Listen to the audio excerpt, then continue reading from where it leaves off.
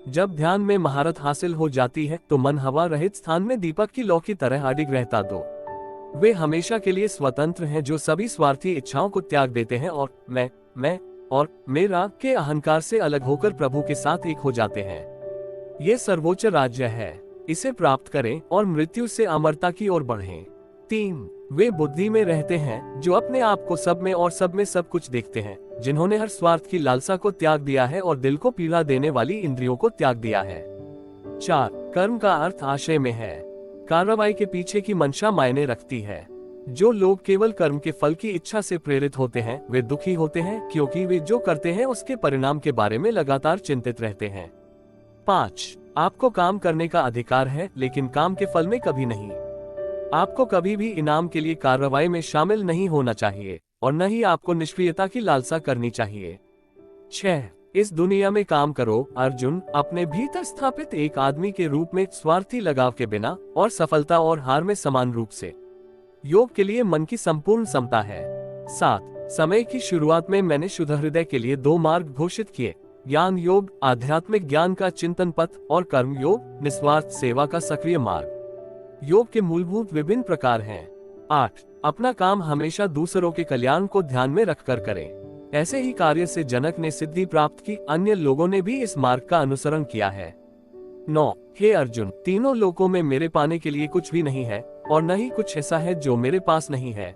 मैं अभिनय करना जारी रखता हूँ, लेकिन मैं अपनी किसी जरूरत से प्रेरित नहीं हूँ। 10 अज्ञानी अपने लाभ के लिए काम करते हैं अर्जुन, दुनिया के कल्याण के लिए बुद्धिमान कार्य स्वयं के लिए विचार किए बिना। 11 दूसरे के धर्म में सफल होने की तुलना में अपने धर्म में प्रयास करना बेहतर है। अपने धर्म का पालन करने में कुछ भी नहीं खोता है, लेकिन दूसरे के धर्म में प्रतिस्पर्धा भय और असुरक्षा को जन्म देती है। 12 इंद्रियां शरीर से ऊंची हैं, मन इंद्रियों से ऊंचा है। मन के ऊपर बुद्धि है और बुद्धि के ऊपर आत्मा है। इस प्रकार जो सर्वोच्च है उसे जानकर आत्मा को अहंकार पर शासन करने दें। स्वार्थी इच्छा वाले भयंकर शत्रु का वध करने के लिए अपनी शक्तिशाली भुजाओं का प्रयोग करें। 13 अर्जुन, आप और मैं कई जन्मों से गुजरे हैं, तुम भूल गए हो, लेकिन मुझे वे सब याद हैं। 14 मेरा सच्चा अस्तित्व अजन्मा और परिवर्तनहीन है।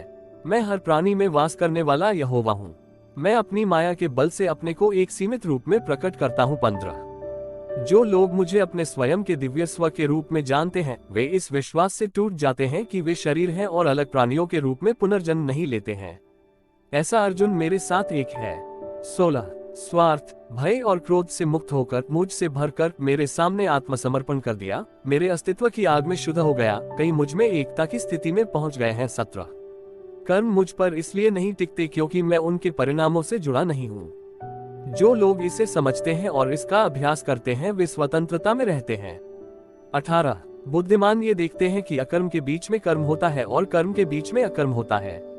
उनकी चेतना एकीकृत है और प्रत्येक कार्य पूर्ण जागरूकता के साथ किया जाता है। 19 चढ़ाने की प्रक्रिया ब्रह्म है, जो अर्पित किया जाता है वह ब्रह्म है। ब्राह्मण ब्रह्म की अग्नि में यज्ञ करता है। जो प्रत्येक कर्म में ब्रह्म को देखता है उसे ब्रह्म की प्राप्ति होती है।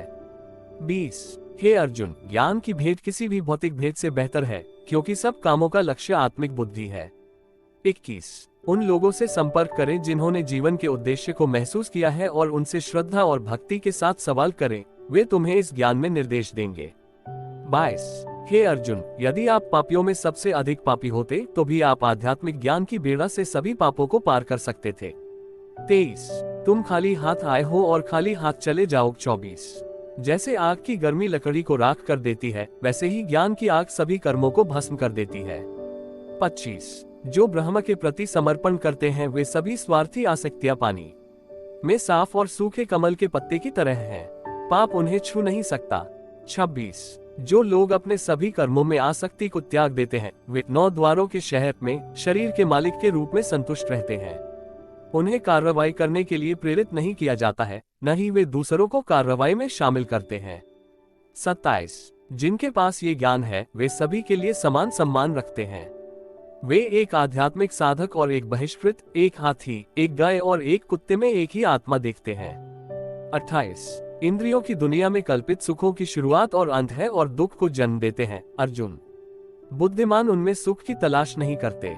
लेकिन जो शरीर में उत्पन्न होने वाले काम और क्रोध के आवेगों को दूर करते हैं, वे पूर्ण हो जाते हैं और आनंद में रहते हैं।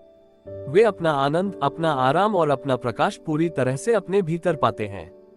भगवान के साथ संयुक्त वे ब्रह्म में निर्वाण प्राप्त करते हैं।